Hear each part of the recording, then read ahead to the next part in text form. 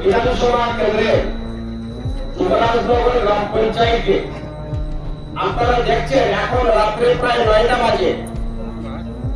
9টা বাজে BJP তীব্রানতা IPFT দলের 3 ইঞ্জিনের সরকারের যাত্রা করে এই ত্রিপুরার মানুষ তার নাবিশ্বাস উঠে যাচ্ছে।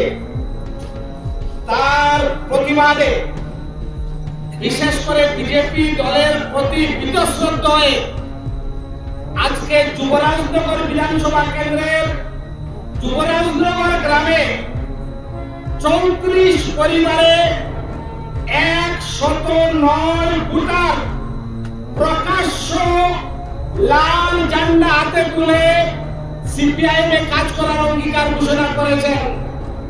এর বাইরে আরো 30-35 পরিবার তারা বলেছেন, তাদের নাম দাম এগুলো বলার প্রয়োজন নাই, সংখ্যাটা 200-র উপরে। আমি সকল কমরেড বন্ধুদের, নবাগত সংগ্রামী বন্ধুদের, আমাদের পার্টির উত্তর ত্রিপুরা জেলা কমিটির তরফ থেকে লাখো লাখো শুকরিয়া, অভিনন্দন, আদাব, সালাম এবং তাদেরকে অভিনন্দন জানাচ্ছি। ইনকলাব জিন্দাবাদ, সিপিআইএম জিন্দাবাদ।